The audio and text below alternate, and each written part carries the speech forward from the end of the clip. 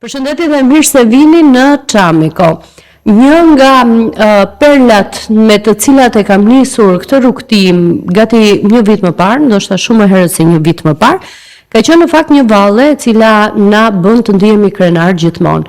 Dhe Çamiko ka lindur si pjesë e atyre vlerave të cilat ne duam të trashëgojmë edhe t'i mbajmë brez pas brezit përcjella me shumë dinjitet. Mirë po, ka raste kur një valle te kalon në një farë mënyre të gjithë popullatën ose njerëzit që e duan aq shumë, sepse kanë pjesë të tyre. Kalon tek pjesa e një kulture më të përgjithshme, sepse është aq e bukur, siç është valli i Osman Takës, saqë të gjithë duan ta kërcejnë, ta bëjnë të veten, ta përvetësojnë, të bëhen pjesë e atyre emocioneve apo asaj sfide të madhe. Sigurisht që nuk është e thjeshtë, ashtu si kurse nuk është e thjeshtë edhe legjenda apo historia e vetë valles së Osman Takës, ku rrëfehet se një trim burr i cili do të varet nga ata që i konsideronte armiq, në fakt si dëshirë të fundit shpreh dëshirën për të hedhur një valle. Osman Taka e kërcen këtë valle dhe sigurisht ishte aq e bukur saqë të gjithë do donin ta shihnin edhe një herë tjetër. Po të mos ishte Osman Taka dhe po të mos i falej jeta, ndoshta nuk do ta shihnin sërish të kërcehej. Për vite të tëra është bërë pjesë e ansamblit të këngëve dhe valleve në Shqipëri, është bërë pjesë përfaqësuese në po themi panajirin e Berlinit në turizëm. Sa herë që ka samite ndërkombëtare, krerët e qeverisë ose të paktën ata që mendojnë se me çfarë do të përfaqësohemi ne edhe çfarë do t'i tregojmë të huajve, sjellin po prap vallen e Osman Takës. Mirë, por nuk do ishte një lloj nëse nuk do kishim një brez valltarësh, kërcimtarësh, balerinësh, të cilët do ta kërcenin me kaq dinjitet. Me shumë kënaqësi dua të prezantoj sot Flavio Xhaferi. Flavio, mirë se erdhe në Çamiko. Faleminderit. Ishte një hyrje shumë e gjatë, po të më lësh mua të flas për vallen e Osman Takës, do ta zgjasja edhe më shumë. Po shijoj edhe. Më fal, domethënë e vonova pak prezantimin tënd, po më lejo të them që me shumë kënaqësi në Teatrin e Operës dhe Baletit e kam ndjekur kurdoherë çdo interpretim tëndim, po pa diskutim që valli i Osman Takës është një nga më të bukurat. Jo se më pëlqen mua, jo se është e imja, por në fakt është një lloj ndjesie, krenarie, sfide të një njeriu që nuk do të mposhtet. Tani si duket ty valli i Osman Takës kur e kërcen, pra çfarë ndjesie të jep? Për mua është kjo ndjesi, pra ndjesia e njeriu që edhe atëherë kur mendon se të tjerët, domethënë është fundi dhe të tjerët e kanë vënë për poshtë, në fakt ai prek tokën, prek deqellin dhe ringrihet sërish. Mua këtë përshtypje më jep, tani më thuaj ti, dhe unë se kam kërcyer ndonjëherë, se është valle burrash. Unë do ta quaja kuronën e vallit Çame, Osman Takën. Një nga vallet që është trashëguar brez pas brezi dhe kërcehet me dinjitet jo vetëm nga profesionist, po edhe nga njerëz që nuk kanë lidhje me fushën e artit. Është thjesht ndjesia që të lidh me historinë, me vallen, me muzikën e Osman Takës, por për mua është kënaqësia në radhë të parë që është valle prestigjioze. Kush e ka nderin ta kërcej e din ndjesinë. Ndi ndjesinë jo vetëm sepse dim historinë e Osman Takës, po din ndjesinë që t'jep valle kur ti e interpreton.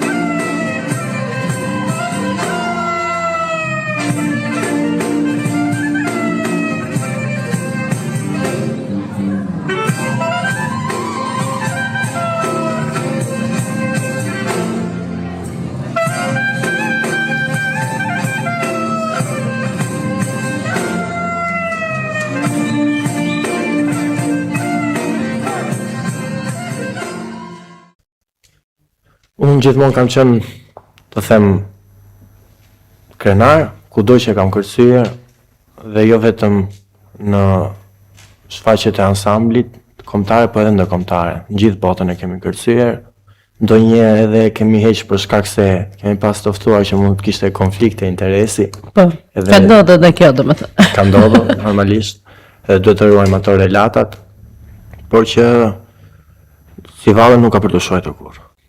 Është një valle e vështirë për tu ekzekutuar, pra në një farë mënyrë, nëse do ta mësonin vëllezërit e mi, sigurisht për ta do ishte e vështirë, për sa kohë që nuk kanë fizikun ose stërvitjen e duhur për ta mësuar edhe për ta ekzekutuar një lloj si ti, Flavio.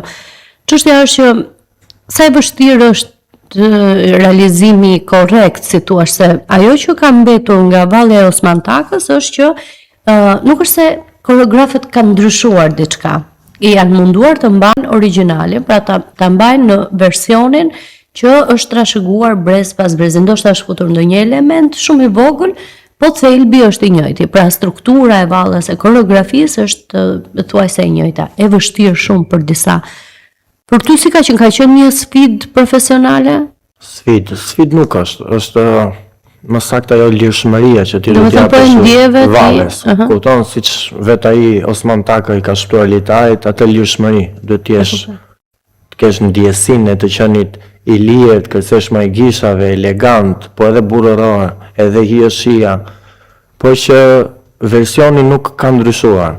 Baza është ajo që ka qenë shumë kohë më parë, baza e Taib Madanit, që gjithë e njohim, si korifeun e çamërisë, po që me vite ansambli bën koreografi, po që bazën kur nuk e kemi ndryshuar. Jo vetëm ne, po të gjithë çka kemi parë koreograf ose ansamblet të tjera, qoftë amatorë, qoftë profesionistë, nuk e kanë ndryshuar atë bazën e hapave.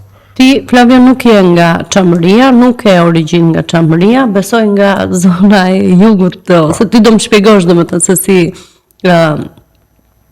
ka lindur ose si ka ardhur ndoshta për herë të parë kjo magjia e Osman Takës. Nëse ti e mban mend se si ke dëgjuar për këtë valle ose ku e ke parë për herë të parë. Pra, çfarë të lidhte në fillim dhe kur vërtet u nise ta ekzekutoje, çfarë ndjeve? Atëherë ne në shkollë kemi mësuar si valle. Ti ke lindur ku? Unë kam lindur në Sarand. Okej. Në origjinë jam nga Kuçi i Vlorës. Okej. Kam mbaruar shkollën e baletit dhe gjatë ciklit 9 vjeçare dhe gjimnaz e kemi mësuar si valle në klasë të 6, mos gaboj. Kur nuk e di historinë, thjesht e kërcen. Po. Thua valle burrash, a kupton, sepse kërcen vetëm djemt. Po që me kalimin e viteve, ne kemi pas lëndë folklorin shqiptar, historinë e folklorit shqiptar. Edhe nga aty mësuam historinë Osman Takës, mësuam se si i shpëtoi litar, mësuam se si lindi valli e tij, e se si trashëgohet sot. Me ansamblin e kam kërcyer për herë të parë nga mirë në punë, në vitin 2019, në prova, po që mbetet për mua nga vallet më të bukura të kësaj zone, nuk po e them të gjithë Shqipërisë, sepse kam vallet të tjera favorite, po mbetet nga vallet më të bukura Çame. Shumë e bukur është. Që atëherë e kërcen ti në ansambël? Të vëmë ty në radhët e para, si thua, është... Varet, nuk është një solist për katës për po me bëjmë ndrim. Cili është një lloj emocioni apo po themi ndjesie kur e kërcen përpara tuajve? Ke qenë pjesë e interpretimit në summitin ndërkombëtar që kanë qenë ndërkombëtarët në Tiranë, i ftoi kryeministri Rama. Po si është ja u rrëfesh të tjerëve, se ne kemi këtë entuziazmin me shqiptar, sigurisht dhe kur vim teatrin e operës dhe baletit, edhe ndjekim një shfaqje, qoftë kjo për Çamërinë, po qoftë kjo edhe për folklorin e gjithë Shqipërisë, ku bëm pjesë edhe valli Osman Takës, sigurisht ne entuziazmohemi dhe ne e dim historinë. Po të huajt nuk e din historinë.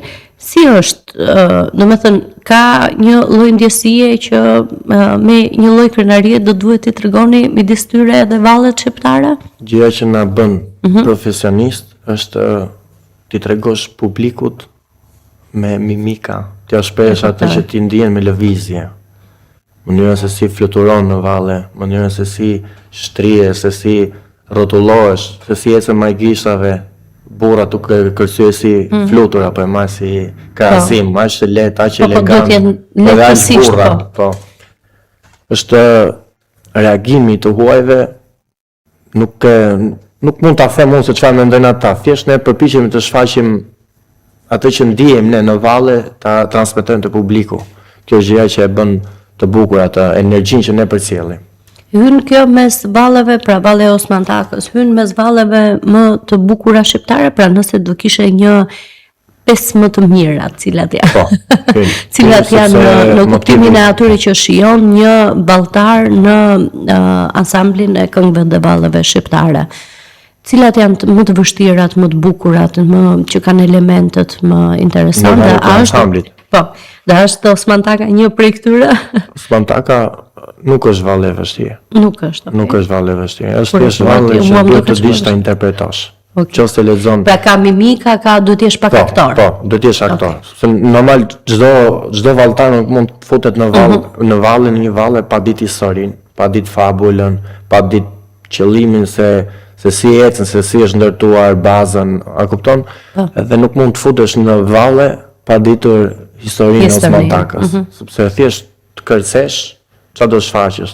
Ndërsa duke u bazuar që ai i shpëtoi litarit, krijon ato elementet në kokë që duhet të bëhesh elegant, duhet të bëhesh burr, hijeshi, duhet të kërcesh, duhet të interpretosh. Por që tek 5 vallet më të bukura hyn, por hyn edhe tek 3 më të bukura. Sepse vallet e Osman Takës janë marrë lëvizjet edhe janë bërë koreografitë të tjera që sot janë ansambl vallet çame. Ka marrë i madhi Panarat Kanaçi motive të Osman Takës, i ka nxjerrë në për vallet të tjera çame, ku kërcen përsëri çuna.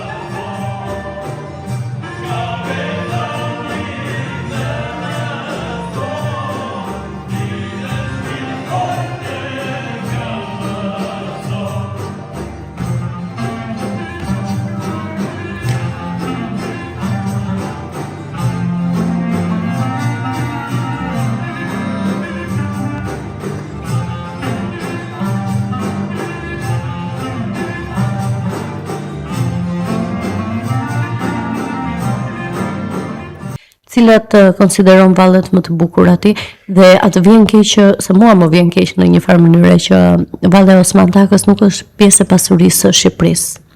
Pra është një gjë shumë e çuditshme që neve kur shkojmë në samite apo në panajire ndërkombëtare për të rrëfyer kulturën tonë kemi Osman Takën, po në regjistrin e pasurive tona, të valleve që kemi regjistruar pafund, nuk e kemi vallën e Osman Takës. Jam e bindur për këtë.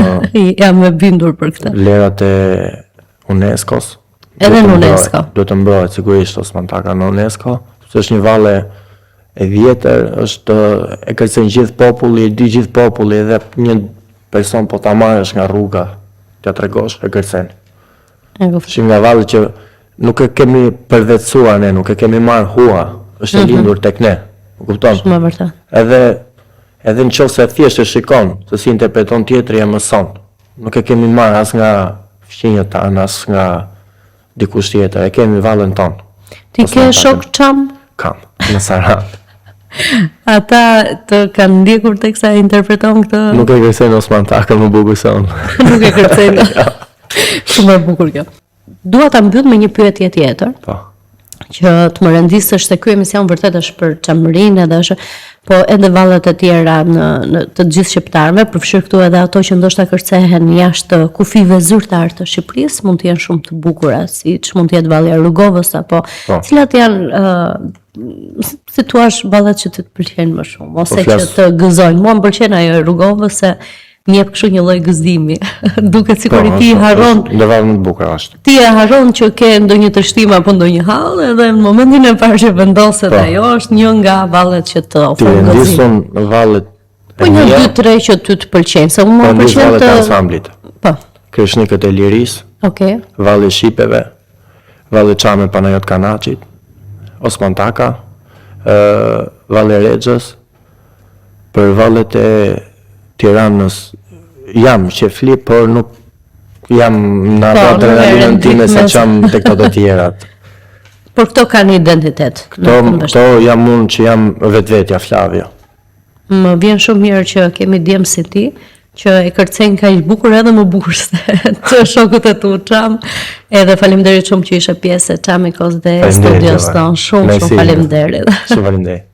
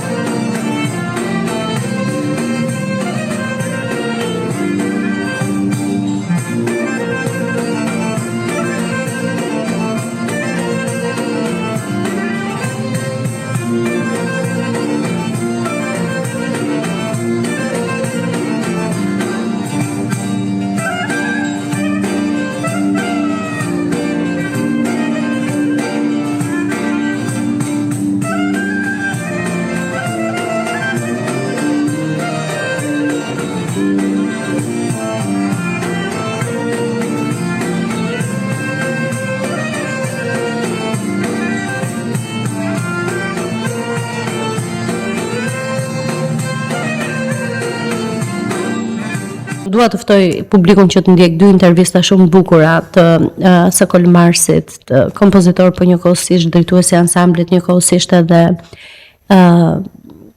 profesorit besojtën, profesorin Gjens Kastrati.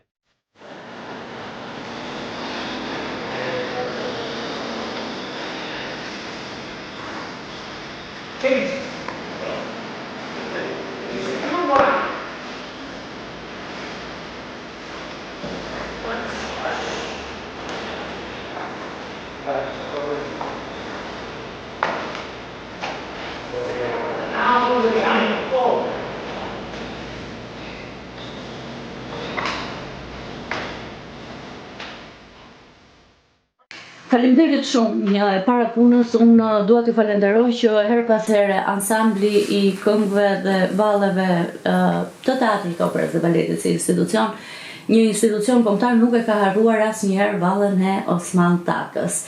për te i faktit sa është vlerësuar, si është vlerësuar, është pjesë e një krajine ndoshta me pak popullat, por çfarë e bën kaq të veçantë që të bëhet pjesë e një nga valleve më të bukura ose më përfaqësuese të kulturës sonë nga jugu në veri?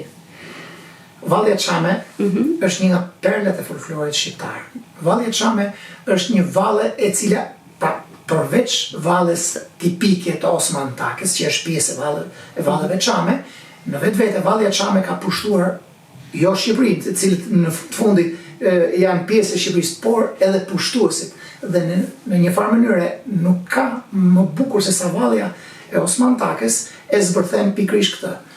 Pasi vallja e Osman Takës ishte një moment ku personazhi ishte i dënuar me varje. Dhe ai shprehu një dëshirë. Dëshirën e fundit donte të kërcente vallën Çame. Dhe ai sigurisht që këtë valle në mjeshtrinë që kishte e çoi në një nivel tjetër. Deri aty sa pushtuesi u detyrua, pra pushtuesi që kishte ardhur për të pushtuar, u pushtua nga kultura Çame. Mund të themi ne, për ne që jemi shqiptar, të krajinave të ndryshme të mos pushtohemi nga kjo. Absolutisht, ne përkundrazi bëhemi krenar dhe ndihemi krenar.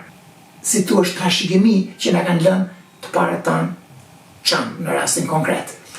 Kur e keni parë ju për herë të parë, e keni shijuar ndoshta ose keni synuar të studioni si valle? Pra gjurmët e para të valles në festivalin e Gjirokastës, ndoshta me element të koreografëve të tjerë, pra si është marrëdhënia juaj si profesionist, si koreograf në raport me këtë valle? Në raport me vallen e Osman Takës, në fakt ajo që në festivalet e para është paraqitur, por jo në variantin që ne kemi parë në rreth vitit, mos gabojmë, 1973 në festivalin e Gjirokastës, ku Taip Medani e ka paraqitur në festival. Dhe sigurisht sot, e kësaj dite të gjithë janë të bazuar tek valli e Osman Takës, që ky zotëri, ky valltar i mrekullueshëm, ky korife i valles Çame na e dhuroi me gjithë shpirt dhe me gjithë zemër. Pra, ne i referohemi më shumë këtij momenti. Pra, momentit të 1973 në Festival Gjirokastës. Më pas, koreografët profesionistë që ishte Panayot Kanaçi, Gzim Kaceli, Besim Yazexhiu, Agron Aliaj sigurisht që pra të gjithë to u bazuan pikërisht te ky dhe zhvilluan valle të një niveli profesional në skenë. Megjithatë, kur ishte momenti i valles Osman Taka, pra që ata ishte gjithmonë e njëjta gjë. Ai element nuk ndryshoi, pra nuk preknin asnjë nga koreografët profesionistë pikërisht atë moment që Taip Medani në një farë mënyrë e kishte pru në skenë në mënyrën më të bukur të mundshme. Valli e Osman Takës është pikërisht shpirti çam i lirisë dhe i krenarisë kombëtare. Kur ne shikojmë vallen e Osman Takës, vërtet shohim një revolt, një krenari, një të thuash një kulturë të jashtëzakonshme, që nuk vjen nga një moment i vetëm në atë ditë, por shumë më përpara. Pse e them një gjë të tillë? Pasi valli në vetvete, po të shohim të gjithë Ballkanin, valli në vetvete në Ballkan nuk ka atë të thuash shpjegimin që e ka valle popullore shqiptare. Nëse shohim Ballkanin, Ballkani më shumë punon me këmbët, me duart të lidhur me njëri tjetrin, dhe është një valle argëtuese më shumë. Tani ti referohemi valles Osman Takës. Ka një lloj qëndrese. Valli Osman Takës, ti shikon, ai luan me kokë, luan me trupi thyet deri në tokë, luan me këmbët, me duart. Pra, i gjithë trupi merr pjesë. Ai do të shprehë diçka dhe e sheh shumë bukur që nga një valle që fillon shumë qetë, ai shpërthen. Ku mund ta gjesh te një valle tjetër Ballkan? Ku mund ta gjesh? Në asnjë valle Ballkani, ose do fillojmë me valle të shpejta dhe ashtu do të përfundojmë, pra janë argëtuese, kurse ky po tregon atë që i themi ne brengat e shpirtit, por në një tjetër nivel. Dhe valli Osman Takës, meqense jemi te kjo valle, se në një farë mënyre është kjo valle e cila ka influencuar edhe vallet e tjera Çame, të jemi të sinqert. Pra, edhe vallet çame të cilat ishin në atë kohë ishin interpretoheshin atë tjerë, kjo valle sigurisht influencoi dhe të gjithë pothuajse kthyen kokën nga kjo valle. Mendoj që do të ishte diçka që është kulminacioni i valles çame të kohës, po flasim për kohën e Osman Takës. Dhe aq më tepër duke parë që kjo valle arriti deri aty sa personet që kërceu t'i fali jetën, sigurisht që kjo e bën këdo tjetër të tashojmë një sy tjetër.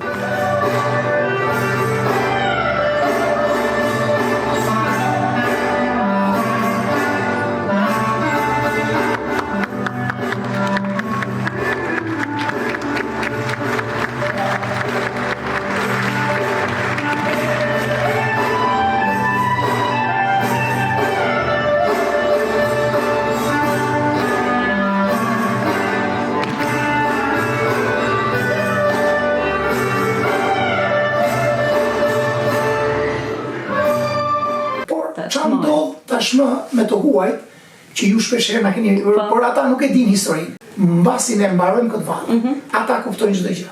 Ata kuptojnë që ky person do t'i tregoj që jam superior për sa i përket kulturës. Jam në një nivel të pavarësisht se ti kërkon të më nënshtrosh. Shumë bukur. Por çfarë të thot kultura çame? Kultura çame e ul atë në një nivel që ai të bëhet njerëzor. Pra, kundërshtarin atë që po donte ta vriste, e uli në nivelin e njeriu normal dhe ta admiroi. Pra arti ishte dhe të njëjtën gjë bën kjo valle. Pra kjo valle vërtet e bën këtë gjë sot e kësaj dite, pa patur kontekstin që ai në fundit ishte duke u varë. Pra ky po e shikonte atë që po rrit, pra po e shifte këtë ngjarje. Ndërkohë sot ata e shohin si valle. Pavarësisht se nuk e shohin kontekstin, të gjithë të huajt e kuptojnë me njëherë këtë edhe revoltën, edhe krenarin, edhe pompozitetin, po dhe kulturën, ku flet çdo gjë, dergishti i dorës flet i Osman Takës. Pra është një valle që ne kur e kërcejmë, ne vetë pushtohemi nga jo. A është e vështirë t'ja mësosh apo ta ekzekutojnë të rinjt? Të paktën është një nga ato valle të vështira që duhet mësuar apo të bën më të mirë, më të aftë, të bën një valltar më të mirë si ekziston kjo hapësira e vështirësisë për ata që e kërcejnë. Duket e vështirë për valltarët? Patjetër, se duket e thjesht në pamje hapi po hypi këtu lart tek gjoksi dhe po kërcej, po nuk është kështu. Pra, nuk është kaq e thjesht që të mund të duket, është super vështirë për sa i përket interpretimit të karakterit vallës, sepse këtu është ndryshimi. Prandaj ju përmenda disa elementë si dora, koka, trupi, sepse këtu është ndryshimi midis valleve të tjera që janë qoftë edhe të jugut, por edhe valleve të tjera të krajinave të tjera. Pra, që të kërcesh ashtu siç duhet vallën çame është punë e jashtëzakonshme. Pra, jo çdo valltar mund ta bëjë një gjë të tillë, por në momentin që ai valltar i afrohet, ndjen vërtet, domthon edhe vetë valltari e ndjen ndjesh në një nivel tjetër. Kur ti fillon ta kërcesh këtë valle, le të ngelet në këmbë dhe ti nuk do të bësh gjë tjetër.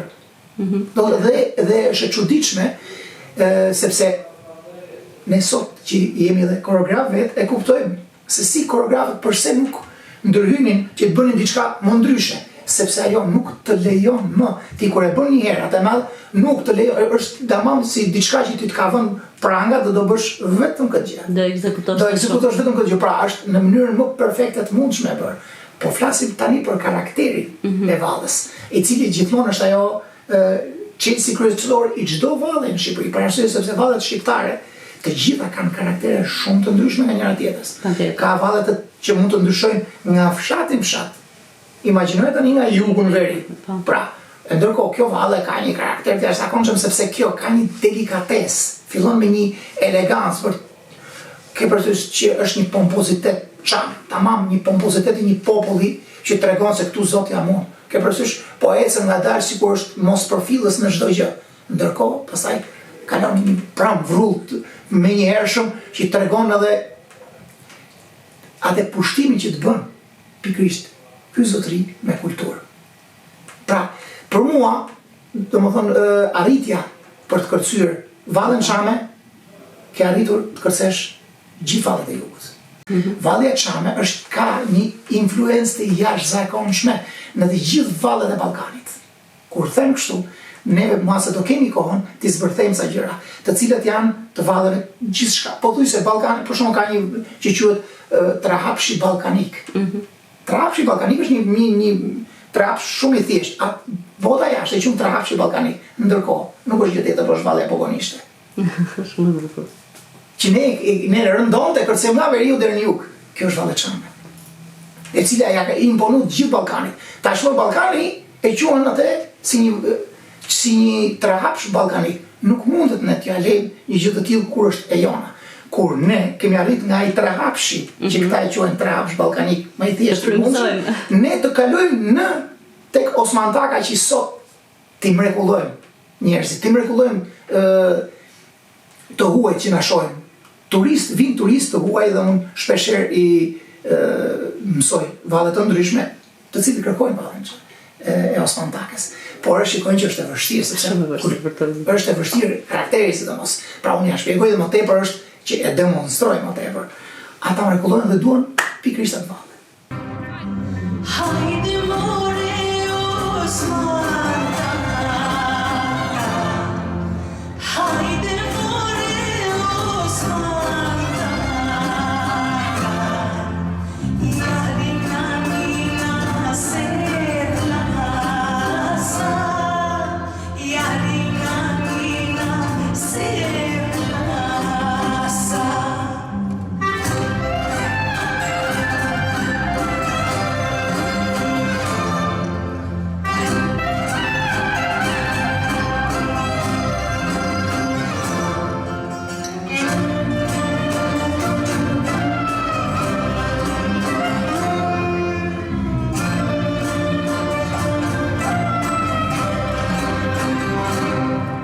Çeke more sedati,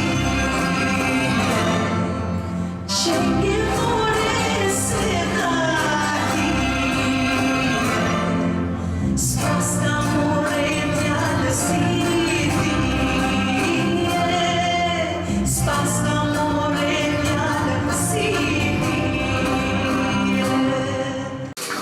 Shikojmë tani vallën Çame. Përgjithsisht vallet e jugut, po valli i Çame dhe valli i Osmantakës i ka imponu jugut shumë, që po ta shikosh ai hidhet, hap fustanellën, rrotullohet poshtë që fustanella të hapet. Përse? Sepse kjo tregon edhe pasurinë që ka ai, pasaj pasur ishte ky. Pra sa më e madhe ishte fustanella, aq më i pasur është zotëria. Dhe po ta shohësh bën rrotullim poshtë, lart e hedh me këmbë, gjithë ideja ishte të tregojë atë madhështinë e fustanellës së tij. Dhe ky element na dallon. Dhe ky element i tregon të gjithë Ballkanit përse vallet, sidomos të Çamerisë, janë të tilla. Pasi dhe ky element nuk mund ta bëjë një tjetër kostum. Përse do t'i hedhi, për çfarë duhet t'i hapi këmbët, t'i hedhi në ajër, kur ndërkohë kostumi nuk është fustanell minimumi poshtë Për të kthyer një lloj krenarie, po. Pra, edhe po themi nëse do ishte fustanella e shkurtër, nuk mund ta bëhet gjë tillë, sepse nuk e ka bukurinë e fustanellës të madhe. Ndërkohë që ju po të shikoni në Sheshin kryesor. Në parlamentin atë. Jo, të shikoni dëgjurmoni në internet sot, të shikoni fustanella. Ishte një kostum kombëtar shqiptar, përsa i përket zotërive të deri edhe në Kosovë. Pra, pavarësisht se aty mbeti sepse ata si më thon, Çamët në përgjithësisht e mbajtën me fanatizëm këtë gjë. Dhe ata e mbajtën dhe sot valli apo të tregon edhe përse ata kanë këto element. Nëse ne do ta kishim atë fustanell, nuk do të shpjegonim dot dhe përse valla ky hidhet kështu, pse rrotullohet. Për çfarë rrotullohet? Se çfarë ideje ka për rrotullohet kështu? Sot ne rrotullohen janë profesionistë për në skenë, po jo atëherë. Sepse ata gjithë kishin diçka për të thënë. Prandaj po them, shikojeni tani në 1000, po flasim para revolucionit grek, 1800, vitet fillimi 1800-sh, keni piktura të piktorëve francezë, ku nuk është vetëm thjesht fustanella Çame që aty është masivisht, por është tregtar në Shkodër me fustanellën eksakte si të Çamerisë, sepse kjo ishte një imponim, i kulturës pikërisht çantën, të cilës i dhan, si më thonë, atyre zotërive, i dhan atë potencën dhe kulminacioni e kishit të Valli e Osman Takës. Shumë e bukur dhe faleminderit shumë vërtet që e keni bërë pjesë të çdo projekti për të treguar dhe për të rrëfyer pak nga kultura shqiptare dhe gjithmonë ka qenë pjesë e Valli e Osman Takës dhe e keni ekzekutuar me besnikëri, po themi, në mënyrën se si është ekzekutuar edhe më herët. Shumë faleminderit për këtë përkujdesje. Ju falenderoj shumë për arsye se edhe mua, si gjenë sot që po flasim, më bën nder Osman Taka. Pra, edhe unë jam shumë i nderuar që po flas për këtë valle, jo vetëm, do të thot, jo vetëm se ky zotëri, apo kjo popullat, për arsye sepse ajo është një kulturë që vjen nga një popullat, nuk mund të jetë një zotëri. Zotëri mori emrin për arsye të historisë dhe të ngjarjes, por është një popullat e tillë që na bën që ne të ndihemi krenar dhe na bën në rastin konkret që ne të kthejmë vëmendjen.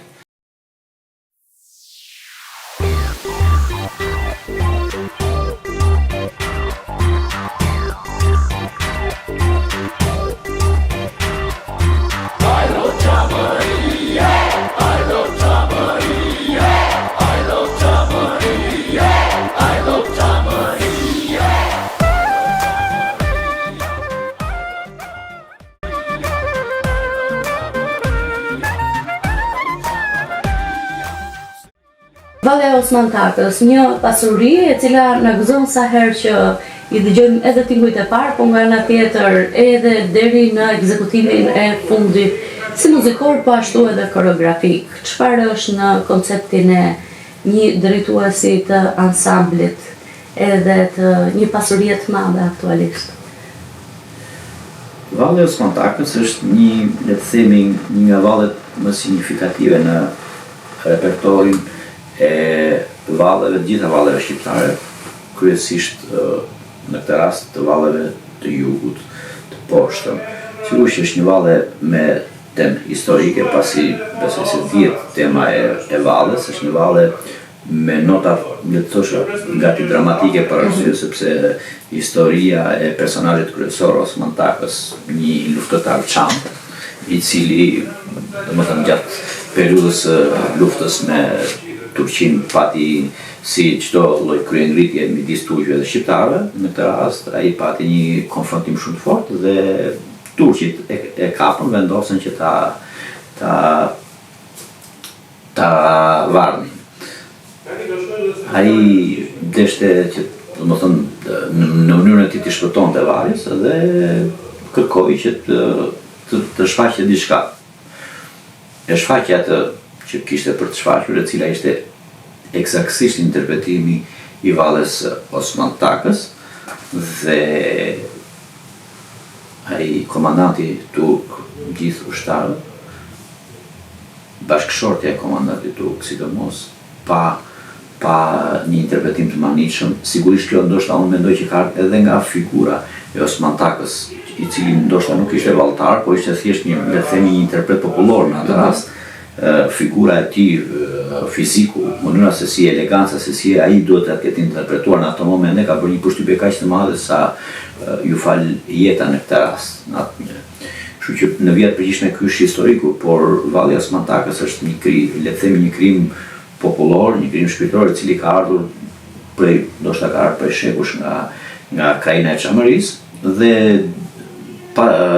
në zhvillimet e mëvonshme, rreth viteve 70 apo fundi viteve 70, e fillimi viteve 80, ka ardhur edhe në ansamblin kombëtar si pjesë e repertorit të valleve, sigurisht që është inspiruar nga Festivali Folklorik i Gjirokastës, sepse atje është shfaqur për herë të parë nga krajina e Çamërisë, nga repertori i saj, dhe është shfaqur dhe ka ardhur dhe në ansambël dhe në dijenin time, por edhe tashmë në kohët e sotme që po flasim, është nga vallet e cila nuk i mungon, le të themi, në çdo program repertori të ansamblit. Pra, në vëmendjen time si drejtues në këtë rast, si muzikant, si kompozitor, po dhe si drejtues i ansamblit kombëtar, Valli i Osmantakës është një simbiozë shumë e bukur, po le të themi me këcimin e Tropojës, i cili tashmë është pjesë e listës së UNESCO-s, edhe Valli i Osmantakës është një pjesë shumë e vyer, shumë e çmuar e trashëgimisë tonë shpirtërore, pasi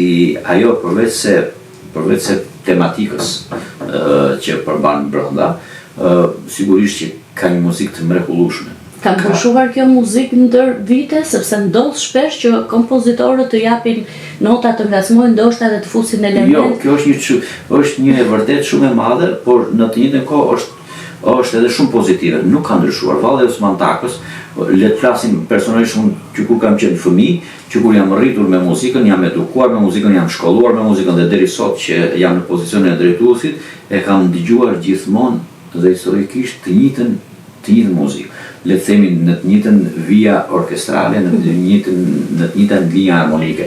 Është ruajtur e tillë fatmirësisht, si shumë gjëra të tjera që kanë devijuar rrugës nëpërmjet zhvillimeve të ndryshme, edhe kanë pasur edhe diku dhe janë dëmtuar. Valli i Osmantakës muzikalisht nuk është si më thënë, është origjinali gati ashtu pasi luhet, është luajtur dhe vazhdon të luhet me orkestrina të vogla, me formacione të vogla, pra kryesori është instrumenti i klarinetës, i cili unë mendoj që po ta kapim si një temë muzikore, si zhvillim muzikor, ajo le të themi fillon siç fillon një kaba. Që fillon një klarinet instrumentale, një version instrumental solo, dhe kam përshtypjen që edhe atëherë duke mos pasur le të themi një versionin audio se si ishte interpretuar nga Osmantaka pikërisht në ato momente kur kjo valle është shfaqur përpara komandantit turk, kam përshtypjen që duhet të ketë një orkestrinë e vogël, 2-3 instrumenta, por kryesisht duhet të ketë një klarinet e cila ka zhvilluar gjithë linjën muzikore në formën e kabas. Dhe pastaj ndoshta me zhvillimet e mëvonshme kur është dashur që të luhet si valle plot, po nga populli, po nga le të themi artist interpret amator, në ato flas gjithmonë shpejt, ndoshta është marrë dhe për të bërë valle pak edhe më masive, pra për të ruajtur le të themi personin, le të themi rolin kryesor, siç është Osmantaka dhe pastaj është mbushur me grup burrash, aty ndoshta është formuzuar si një material muzikor më i plot, edhe në orkestrim është futur dhe pjesa ritmike që mund të jetë darja, pjesa shoqëruese lauta, violina, pra le të themi një orkestrim popullor me element popullor, muzikë popullore instrumentale nga jugu, kryesisht nga zona e Çamorisë.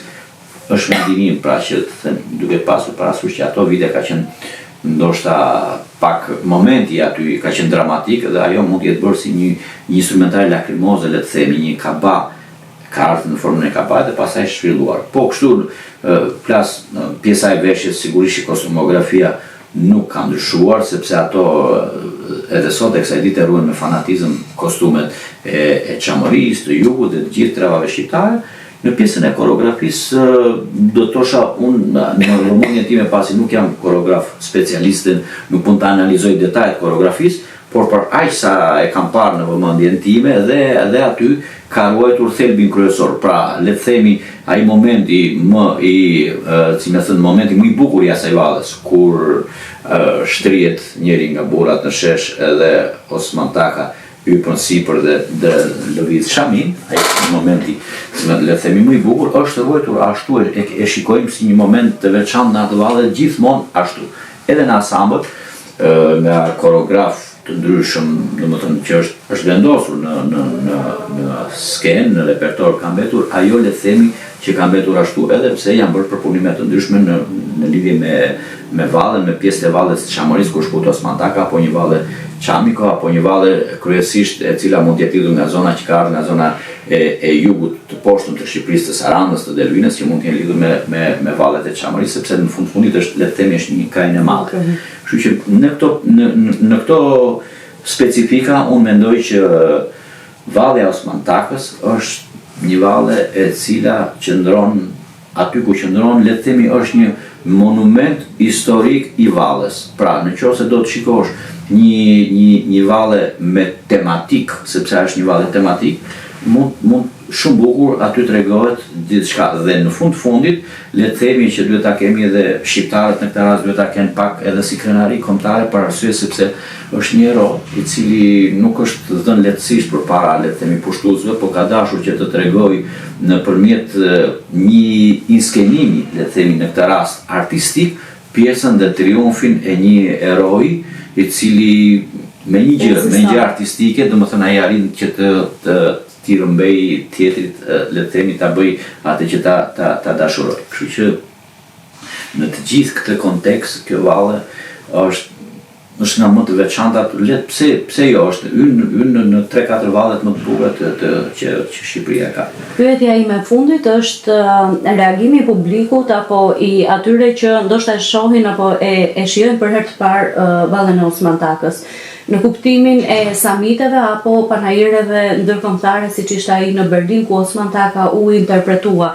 Aty ishte një publik i huaj, jo një publik shqiptar që siç e thatë ju do duhet ishte krenar për këto veçori të bukura, po në rastet kur nuk dihet historia apo në rastet kur ju interpretoni pranë një publiku të huaj, si e keni parë ju reagimin e publikut? Është një valle që pëlqejet edhe nga të huajt, pra bëj këtë pyetje se e di që ansambli ka qenë dhe ka ruktuar në jashtë kufive të Shqipërisë dhe gjithmonë duke interpretuar, që është një kënaqësim vete. Domethënë nëse do ta përkufizoja me shumë shkurt, do të thosha është nga vallet më të suksesshme të ansamblit. Pra, ansambli e ka performuar vallen në le të themi në Kosovë dhe gjithë publiku ngrihet në këmbë, ka ovacione vallet që gjithmonë merr ovacione, sidomos flasim tek ajo pjesa e kulmit të vet.